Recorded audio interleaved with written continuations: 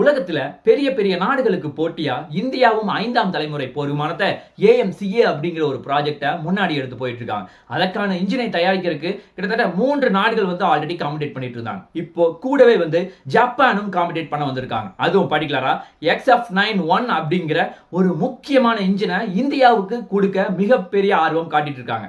அதுக்கு காரணம் என்ன? இந்தியாவுக்கு இந்த AMCA ப்ராஜெக்ட்ல இந்த ஜப்பானுடைய இன்ஜின் வந்து பொருத்தமா இருக்குமா, அதில் எந்த மாதிரி பிரச்சனைகள் இருக்கு, இது எல்லாத்தையுமே டீடைலா நீங்க பதிவில் பார்க்க போறோம். வணக்கம் நண்பர்களே, welcome back to gold well official channel. First நம்ம பார்க்க போற ஒரு முக்கியமான விஷயம், இந்தியா ரீசன்ட் டைம்ல AMCA அப்படிங்கிற ஒரு முக்கியமான ப்ராஜெக்ட், சரியா சொல்லணும்னா அட்வான்ஸ் மீடியம் காம்பேக்ட் ஏர்கிராஃப்ட், இந்த போர் விமானத்தை தயாரிக்கிறதுக்கு ரொம்ப காலமாவே ஆர்வம் காட்டிட்டு வராங்க. அதுவும் பர்டிகுலரா ஃபர்ஸ்ட் நம்ம 5ஆம் தலைமுறை போர் விமானத்தை இந்தியாவிலே தயாரிக்க போவது முதல் முறை. ஆக்சுவலா இதற்கான இன்ஜினை தயாரிக்கிறதுக்கு ஆல்ரெடி வந்து 2 வெர்ஷனா இருக்கு, AMCA MK1, AMCA MK2. ஆக்சுவலா AMCA MK1 வெர்ஷனை வந்து இந்தியாவிலேயே, அதாவது வெளிநாட்டுல இருந்து கரெக்டா சொல்லணும்னா US ஜெனரல் எலக்ட்ரானிக்ஸ் F414 அப்படிங்கிற ஒரு இன்ஜினை வந்து இந்தியாவிலேயே மேனுஃபேக்சரிங் பண்ண போறாங்க. அதுவும் பர்டிகுலரா HAL மற்றும் ஜெனரல் எலக்ட்ரானிக்ஸ் இந்த 2 நிறுவனத்தினுடைய கூட்டு முயற்சியில தான் இதை தயாரிக்க போறாங்க. அதை தாண்டி இன்னொரு முக்கியமான ப்ராஜெக்ட் தான் AMCA MK2. இந்த 5ஆம் தலைமுறை போர் விமானத்தை நம்மனால சொந்தமா தயாரிக்க முடியாது. அதனால என்ன பண்றாங்க, வெளிநாட்டுல 2-3 முக்கியமான கம்பெனிஸ் உள்ள வர போறாங்க. ஆல்ரெடி வந்து நமக்கு தெரியும், ரோல்ஸ் ராய்ஸ், அதே மாதிரியே சாஃப்ரான், அமெரிக்காவினுடைய ஜெனரல் எலக்ட்ரானிக்ஸ் 3 நிறுவனங்கள் உள்ள இருக்காங்க அப்படிங்கிறது தெரியும். அதுவும் பர்டிகுலரா காம்படிட் பண்றாங்க. ஆக்சுவலா இவங்க காம்படிட் பண்ணி நமக்கு 110 இருந்து 120 கிலோநியூட்டன் அளவுக்கு நம்மளுடைய ரெக்யூர்மெண்ட் அதை வந்து இந்தியாவிலே தயாரிக்கணும். அதுதான் இந்தியாவினுடைய ஒரு முக்கியமான நோக்கம். அதுவும் பர்டிகுலரா இந்தியாவில் GTRA அப்படின்னு சொல்லப்படக்கூடிய கேஸ் டர்பைன் ரிசர்ச் எஸ்டாப்ளிஷ்மெண்ட், இவங்க 2 பேருடைய கூட்டு முயற்சியில ஏதோ ஒரு நாடு வந்து காம்படிட் பண்ணுவாங்க. அதுதான் இத்தனை நாளா வந்து நம்ம முயற்சி செஞ்சுட்டு இருக்கோம். ஆக்சுவலா இதனுடைய லாங் டேர்ம் கோல் அப்படின்னு பார்த்தா 2032க்குள்ள, சரியா சொல்லணும்னா 2025ல இருந்து 2032க்குள்ள 7 வருஷத்துக்குள்ள இந்த இன்ஜினை வந்து புரோட்டோடைப் கம்ப்ளீட் பண்ணி ஆகணும், ஃபுல்லா டெஸ்டிங்கும் கம்ப்ளீட் பண்ணி ஆகணும். ஏன்னா 2032ல நம்ம ப்ரொடக்ஷன் ஸ்டார்ட் பண்ணிடுவோம், 2035ல அவுட்புட் வேணும் அப்படிங்கிற ஒரு மிகப்பெரிய பிடிவாதமா இந்தியா இருக்காங்க. ஆக்சுவலா இந்தியா வந்து இவ்வளவு வேகமா இருக்கிற காரணம் நம்ம நாட்டினுடைய படைபலம் ரொம்ப குறைவா இருக்கு. அதை தாண்டி இப்போ இது எல்லாத்தையுமே வந்து சரி கட்டணும் அப்படின்னா ரீசன்ட் டைம்ல ஜப்பான் வந்து XF91 அப்படிங்கிற ஒரு முக்கியமான இன்ஜினை தயாரிக்கிறதுக்கு இந்தியாவில் நாங்க வந்து தயாரிச்சு கொடுக்குறோம் அப்படின்னு சொல்லி ரொம்ப ஆர்வமா இருக்காங்க. அதுவும் பர்டிகுலரா இந்த XF91 அப்படின்னு சொல்லப்படக்கூடிய இந்த இன்ஜினை வந்து யாரு தயாரிக்கிறாங்கன்னா ஜப்பானினுடைய IHI அப்படின்னு சொல்லப்படக்கூடிய ஒரு முக்கியமான நிறுவனம். ரொம்ப காலமாவே அவங்க தான் தயாரிச்சுட்டு இருக்காங்க. ஆக்சுவலா என்னுடைய பியூட்டியை என்னன்னா, என்னுடைய பவர் மட்டும்தான். ஏன்னா நமக்கு நார்மலா ரெக்யூர்மெண்ட் எவ்வளவு வேணும்னா 110 இருந்து 120 கிலோநியூட்டன் இருந்தாவே நமக்கு போதுமானது இன்ஜினுடைய பவர். பட் இந்த ஜப்பானினுடைய இந்த இன்ஜின் வந்து சரியா சொல்லணும்னா ட்ரை ட்ரஸ்ட்லயே, அதாவது நார்மலா பைக் ஓட்டுற எவ்வளவு வேகமா இருக்குமோ அதுலயே வந்து கிட்டத்தட்ட 107 கிலோநியூட்டன் அளவுக்கு அவங்களால பவர் ஜெனரேட் பண்ண முடியுது. அதே மாதிரியே இன்னொன்னு கரெக்டா சொல்லணும்னா ஆஃப்டர் பர்னர் அப்படிங்கிற இன்னொரு முக்கியமான மெத்தட் இருக்கு. ஆக்சுவலா இதுல வந்து அடிஷனலா ஃபியூல் வந்து ஸ்ப்ரே பண்ணிட்டே இருப்பாங்க. அப்படி பண்ணும்போது இதனுடைய பவர் வந்து ரொம்ப ஜாஸ்தி ஆகும். அந்த டைம்ல கிட்டத்தட்ட 147 கிலோநியூட்டன் அளவுக்கு பவர் ஜெனரேட் பண்ற அளவுக்கு அதை வந்து டிசைன் பண்ணிருக்காங்க. அதை தாண்டி எக்ஸ்டர்னல் ஃபோர்ஸ், அடிஷனல் த்ரஸ்ட், இந்த மாதிரி முக்கியமான இன்ஜின்ல ஸ்பெஷலா வந்து கிட்டத்தட்ட 200 கிலோநியூட்டன் அளவுக்கு, சரியா சொல்லணும்னா 197 கிலோநியூட்டன் அளவுக்கு பவர் ஜெனரேட் பண்ற அளவுக்கு அதை வந்து டிசைன் பண்ணிருக்காங்க. அதனால இது வந்து ரொம்ப ரொம்ப பவர்ஃபுல்லான இன்ஜினா வந்து பார்க்கப்படுது. ஆக்சுவலா அமெரிக்கா வந்து இந்த ஏர் ஃப்ரேம் அப்படிங்கிற ஒரு முக்கியமான ஒன்று வந்து டிசைன் பண்ணியிருக்காங்க. அதாவது அவங்கள வந்து டிசைன் பண்ணது ஜஸ்ட் 3.6 மீட்டர் அளவுக்கு தான் டிசைன் பண்ணியிருக்காங்க. பட் ஜப்பானினுடைய XF91 அப்படின்னு சொல்லப்படக்கூடிய இந்த இன்ஜினுடைய ஏர் ஃப்ரேமோட சைஸ் பார்த்தா கிட்டத்தட்ட 4.8 மீட்டர் அளவுக்கு மிக பிரம்மாண்டமா வந்து டிசைன் பண்ணியிருக்காங்க. அந்த அளவுக்கு ரொம்ப ரொம்ப பவர்ஃபுல்லா இருக்கு. அதை தாண்டி இதுல நிக்கல் கோபால்ட் சூப்பர் அலாய் அப்படிங்கிற ஒரு முக்கியமான மெட்டீரியல் வந்து மிக்ஸ் பண்ணி இந்த இன்ஜினை வந்து உருவாக்கி இருக்காங்க.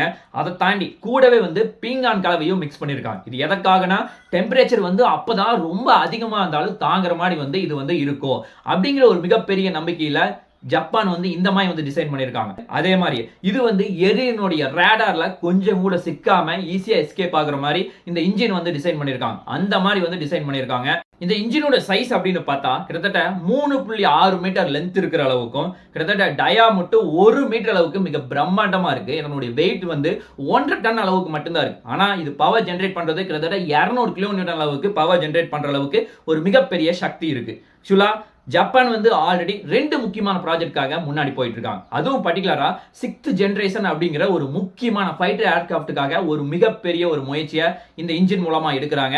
அதுவும் பர்టిక్యులரா 3 நிறுவனங்கள் உள்ள கூட்டு சேர்ந்து இதை தயாரிக்கிறாங்க. அதுவும் பர்టిక్యులரா UK ஆகட்டும், இத்தாலி ஆகட்டும், ஜப்பான் ஆகட்டும் 3 பேரும் காம்படிட் பண்ணி இதை வந்து தயாரிச்சிட்டு இருக்காங்க. அதை தாண்டி FX அப்படின்னு சொல்லப்படக்கூடிய ஒரு முக்கியமான ப்ராஜெக்ட்டுக்காகவும் இதை வந்து ஜப்பான் வந்து முன்னாடி எடுத்து போயிட்டு இருக்காங்க. அதுல வந்து இப்போ இந்தியாவுக்கு வர்றதுக்கு ரொம்ப ஆர்வமா இருக்காங்க. XF91 அப்படிங்கிற ஒரு முக்கியமான இன்ஜின் வந்து இந்தியாவுக்கு எந்த மாதிரி ஆஃபரை கொடுக்குறாங்கன்னா, ஃபர்ஸ்ட் வந்து அவங்க எல்லா டெக்னாலஜியும் நமக்கு சொல்லி கொடுத்துருவாங்க. அதை தாண்டி இந்தியாவிலேயே நீங்க மேனுஃபேக்சரிங் பண்ணிக்கலாம். அதே மாதிரி அவங்களும் வந்து கூட சேர்ந்து டெக்னீஷியன் நமக்கு வந்து ஃபுல்லா ஹெல்ப் பண்ணுவாங்க. அதை தாண்டி ஃபியூச்சர்ல நீங்க எந்த மாதிரி வேணாலும் அப்கிரேட் பண்ணிக்கலாம். அதுக்கு வந்து அவங்க வந்து இது கொடுத்துறாங்க, பர்மிஷன் கொடுத்துறாங்க. ஆக்சுவலா இது வந்து ஒரு மிகப்பெரிய பாசிட்டிவா இந்தியாவுக்கு இந்த ஜப்பானுடைய இன்ஜின் மூலமா நமக்கு பார்க்கப்படுது. நமக்கு இன்னொரு முக்கியமான சந்தேகம் வரலாம். அமெரிக்காவினுடைய ஜெனரல் எலக்ட்ரானிக்ஸ் இருக்கு, ரோல்ஸ் ராய்ஸ் இருக்கு, சாஃப்ரான் இருக்கு. இந்த 3 நிறுவனங்களை தாண்டி நம்ம ஏன் ஜப்பானுக்கு போகணும்? ஆக்சுவலா ஜப்பானுடைய இன்ஜின்ல வேற எந்த மாதிரி ஒரு முக்கியமான ஸ்பெஷாலிட்டி இருக்கு? இதனுடைய பவர் தான் வந்து ரொம்ப ரொம்ப ஸ்பெஷாலிட்டி. ஏன்னா நம்ம வந்து 147 கிலோ நியூட்டன்ல நம்ம பெரிய லெவல்ல வந்து ரெடி பண்ண முடியும். அது சரியா சொல்லணும்னா ஆஃப்டர் பர்னர் மெட்டல்ல. ஆனா நம்ம கிட்ட இருக்க ஜெனரல் எலக்ட்ரானிக்ஸ் நிறுவனம் 120 கிலோ நியூட்டன் தான் ஜெனரேட் பண்ணுது. அதை தாண்டி M88 அப்படின்னு சொல்லப்படக்கூடிய சாஃப்ரான் வந்து கிட்டத்தட்ட 75 கிலோ நியூட்டன் அளவுக்கு தான் அவங்களால பவரை ஜெனரேட் பண்ண முடியும். அதே வந்து அமெரிக்காவினுடைய ரோல்ஸ் ராய்ஸ் வந்து 90 கிலோ நியூட்டன் அளவுக்கு மட்டும்தான் பவர் வந்து ஜெனரேட் பண்ண முடியுது. அதை தாண்டி இதுல அப்கிரேட் பண்ணணும் அப்படின்னா பர்மிஷன் வந்து ஒன்லி ஜப்பான் மட்டும்தான் கொடுத்துருக்காங்க. பேலன்ஸ் 3 நாடுகளுமே நமக்கு பர்மிஷன் கொடுக்கல. அதுதான் இதுல இருக்க ஒரு முக்கியமான பிரச்சனையா வந்து பார்க்கப்படுது. அதை தாண்டி இன்னொரு முக்கியமான விஷயம், நமக்கு இந்த 5ஆம் தலைமுறை போர் விமானமோ 6ஆம் தலைமுறை போர் விமானமோ இது வந்து ரொம்ப பெட்டரா இருக்கணும் அப்படின்னா அந்த இன்ஜின்ல ஸ்டெல்த் கேப்பபிலிட்டி அப்படிங்கிறது ரொம்ப சூப்பரா இருக்கணும். இதுல இன்ஜின் வந்து ஜப்பானுடையது மட்டும்தான் அந்த கேப்பபிலிட்டி இருக்கு. மற்ற எதுவுமே பெரிய லெவல்ல கிடையாது.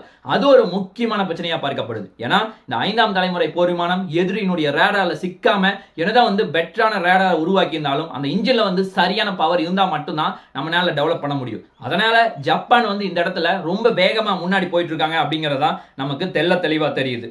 நம்ம இவ்வளவு விஷயம் பேசணும். இதுல முக்கியமான பாசிட்டிவிட்டி அப்படிங்கிறது ஜப்பானுடைய இன்ஜின்ல நிறைய இருக்கு. அதுவும் பர்టిక్యులரா இந்த இன்ஜினுடைய வெயிட் வந்து நான் ஆல்ரெடி சொன்னேன் 1.5 டன் இருக்குன்னு சொல்ல. ஆனா இதுல நம்ம பவர் வந்து கிட்டத்தட்ட 197 கிலோ நியூட்டன் அளவுக்கு பவர் வந்து ஜெனரேட் பண்ண முடியுது. அதாவது இங்க வெயிட்டுக்கு ஏத்த மாதிரியே இங்க வந்து பவர் ஜெனரேட் ஆகுது. அதுதான் இதுல இந்த இன்ஜின் இருக்க ஒரு முக்கியமான பாசிட்டிவா பார்க்கப்படுது. அதே மாதிரி ரெண்டாவது முக்கியமான விஷயம், இது வந்து ஸ்டெல்த் கேப்பபிலிட்டி அப்படிங்கிறது ரொம்ப ரொம்ப ஜாஸ்தியா இருக்கு. அதுவும் பர்టిక్యులரா எதிரியினுடைய ரேடார்ல சிக்காம ஈஸியா எஸ்கேப் ஆகிறதுல இந்த இன்ஜின் வந்து சிறப்பா செயல்படுது அப்படிங்கிற ஒரு மிகப்பெரிய நம்பிக்கையை ஜப்பான் இந்தியாவுக்கு கொடுக்குறாங்க. அதே மாதிரியே இன்னொரு முக்கியமான பாசிட்டிவிட்டி என்னன்னா, இது வந்து டெம்பரேச்சர் அப்படிங்கிறது ரொம்ப அதிகமா இருந்தாலும் தாங்குற மாதிரி டிசைன் பண்ணிருக்காங்க. சரியா சொல்லணும்னா 1800 டிகிரி செல்சியஸ் அளவுக்கு இந்த இன்ஜின் வந்து தாங்குற மாதிரி வந்து டிசைன் பண்ணிருக்காங்க. அதே மாதிரியே இதுல இன்னும் இருக்க இன்னொரு முக்கியமான விஷயம் அப்படின்னா, இது வந்து சிங்கிள் கிறிஸ்டல் டர்பைன் பிளேட் அப்படிங்கிற ஒரு முக்கியமான டெக்னாலஜி மூலமா உருவாக்கியிருக்காங்க. அதாவது ஒரு கிறிஸ்டல் மெட்டீரியல் மூலமா ஒட்டுமொத்த மிக பிரம்மாண்டமான டர்பைனையே அதன் மூலமா உருவாக்கியிருக்காங்க. ஆக்சுவலா இந்த மாதிரி ஒரு மெட்டீரியல் இருந்துச்சுன்னா எந்த டைம்லயும் வந்து டேமேஜ் ஆகாது, வியர் ஆகாது, ரொம்ப நாளைக்கு லைஃப் வரும். அதற்காக தான் இந்த மாதிரி ஒரு டெக்னாலஜியை ஜப்பான் வந்து யூஸ் பண்ணியிருக்காங்க. இது வந்து இந்தியாவுக்கு இந்த மாதிரி ஒரு மிகப்பெரிய விஷயம் ஒரு நல்லதா வந்து பார்க்கப்படுது. ஆல்ரெடி காவிரி இன்ஜின்ல இந்த மாதிரி தான் நம்ம ஸ்ட்ரகிள் பண்ணோம் இந்த டெக்னாலஜி இல்லாம. ஆனா இந்த டெக்னாலஜியை ரொம்ப சூப்பரா வந்து ரெடி பண்ணியிருக்காங்க அப்படிங்கிற ஒரு மிகப்பெரிய நம்பிக்கையை ஜப்பான் இந்தியாவுக்கு கொடுக்குறாங்க. அதே மாதிரியே இதுல வந்து பவர் அப்படிங்கிறது ஜெனரேட் ஆகுது ரொம்ப அதிகமா இருக்கு. அதுவும் சரியா சொல்லணும்னா 180 கிலோவாட் அளவுக்கு பவர் வந்து ஜெனரேட் ஆகுது. ஆக்சுவலா இவ்வளவு பவர் ஜெனரேட் ஆச்சுன்னா தான் நம்மளால ரேடாருக்கு பவர் கொடுக்க முடியும், சென்சாருக்கு பவர் கொடுக்க முடியும். இந்த மாதிரி பல்வேறு இடத்துக்கு நம்ம வந்து பவர் வந்து சரியா கொடுத்தா தான் இது எல்லாமே இயங்க முடியும். அந்த அளவுக்கு, அதாவது நமக்கு தேவைக்கு ஏத்த அளவுக்கு பவர் வந்து இந்த இன்ஜின் மூலமா ஜெனரேட் ஆகுது அப்படிங்கறதா ஒரு நிதர்சனமான உண்மை. அதே மாதிரியே இதுல இருக்க இன்னொரு முக்கியமான விஷயம் என்னன்னா, இது வந்து டிசைன் வந்து ரொம்ப பெரிய லெவல்ல கிடையாது. ஆனா பவர் ஜெனரேட் ஆகிறது ரொம்ப அதிகமா இருக்கு. அதாவது விரலுக்கேத்த வீக்கம் அப்படின்னு சொல்லுவாங்கல்ல, அந்த மாதிரி இது வந்து சின்ன டிசைனா இருந்தாலும் மிக பிரம்மாண்டமா பவர் ஜெனரேட் ஆகுது அப்படிங்கறதான் ஒரு நிதர்சனமான உண்மையா வந்து பார்க்கப்படுது. அதே மாதிரியே இன்னொரு முக்கியமான பாசிட்டிவிட்டி என்னன்னா, இது ஆல்ரெடி புரோட்டோடைப் வந்து 2018லயே வந்து சக்சஸ்ஃபுல்லா டெஸ்ட் பண்ணிட்டாங்க. அதுவும் பர்టిక్యులரா 150 கிலோ நியூட்டன் அளவுக்கு பவர் வந்து சக்சஸ்ஃபுல்லா ஜெனரேட் ஆயிருக்கு. அதனால நமக்கு தேவையானது 120 கிலோ நியூட்டன். அதை வச்சுக்கிட்டே நம்ம இந்த 150 அப்படிங்கிற ஒரு வச்சுக்கிட்டே நம்ம வந்து பெரிய லெவல்ல growth காட்ட முடியும் அப்படிங்கிற ஒரு மிகப்பெரிய நம்பிக்கையை ஜப்பான் இந்தியாவுக்கு கொடுக்குறாங்க அப்படிங்கறதான் ஒரு நிதர்சனமான உண்மையா பார்க்கப்படுது. ஜப்பான் வந்து இந்தியாவுக்கு சரியா சொல்லணும்னா XF91 அப்படிங்கிற ஒரு இன்ஜின் வந்து 6th ஜெனரேஷனுடைய இன்ஜினுக்காக மட்டும்தான் வந்து நம்ம உருவாக்கிட்டு இருக்கோம். ஆனா நமக்கு காம்படிட்டர்ல இருக்க ரோல்ஸ் ராய்ஸ் ஆகட்டும், சாஃப்ரான் ஆகட்டும், இல்ல US ஜெனரல் எலக்ட்ரானிக்ஸ் நிறுவனம், இந்த 3 நிறுவனங்களுமே 4th ஜெனரேஷன் தான் மெயினா வந்து உருவாக்கிட்டு இருக்காங்க. ஆக்சுவலா அதனால 5th ஜெனரேஷனுக்கு அந்த இன்ஜின் வந்து சரியா வருமா அப்படின்னு கேட்டா ஒரு மிகப்பெரிய ஒரு $1 மில்லியன் கொஸ்டினா இருக்கு. அதை தாண்டி டெம்பரேச்சர் அப்படிங்கிறது தாங்கிறது வந்து 1800 டிகிரி செல்சியஸ் அளவுக்கு ரொம்ப தாங்க முடியும் அப்படின்னு சொல்லி நான் XF91 பத்தி சொன்னேன். ஆனா நம்ம கிட்ட இருக்க M88 ஆகட்டும் இல்ல ரோல்ஸ் ரைஸ் ஆகட்டும், இந்த 2 முக்கியமான இன்ஜின், அதாவது நமக்கு தயாரிக்க போற ரெடியா இருக்கா அப்படின்னு சொல்லி சொல்றாங்கல்ல, அவங்களுடைய இன்ஜினை வந்து ஜஸ்ட் ஒரு 1600 டிகிரில இருந்து 1500 டிகிரி செல்சியஸ் அளவுக்கு மட்டும்தான் தாங்குற மாதிரி டிசைன் பண்ணியிருக்காங்க. அதனால அந்த விஷயத்திலையும் டெம்பரேச்சர் விஷயத்திலையும் இது ஒரு மிகப்பெரிய பாசிட்டிவா நமக்கு கொடுக்குறாங்க.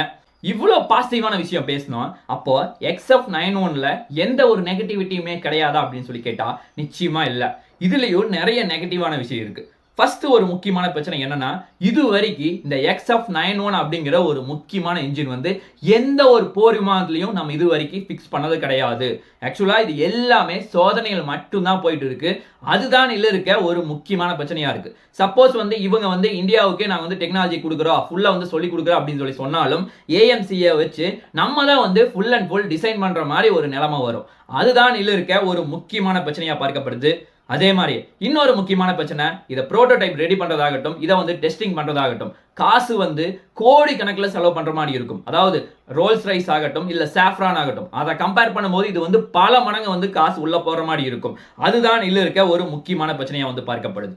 அதே மாதிரி இதுல இருக்க இன்னொரு முக்கியமான பிரச்சனை, சப்போஸ் இந்த இன்ஜினை தயாரிச்சாச்சு இந்தியாவுக்குள்ள வந்துட்டு இருக்கு, AMCAக்கு நம்ம யூஸ் பண்றோம்னு வச்சுக்கோங்களேன், இதுக்கு மெயின்டெனன்ஸ் அப்படிங்கிறது காசு வந்து ரொம்ப அதிகமா செலவாகும். அதை தாண்டி ஒவ்வொரு எக்யூப்மெண்ட்ஸும் நம்ம ஸ்பெஷலா வந்து கிரியேட் பண்ற மாதிரி இருக்கும். ஆக்சுவலா மத்த போர் விமானத்துக்கெல்லாம் ஒரே மாதிரி எக்யூப்மெண்ட் இருக்குன்னா இதுக்கு வந்து டோட்டலா வேற மாதிரி எக்யூப்மெண்ட் இருக்கும். அதுதான் இதுல இருக்க ஒரு முக்கியமான பிரச்சனையா பார்க்கப்படுது.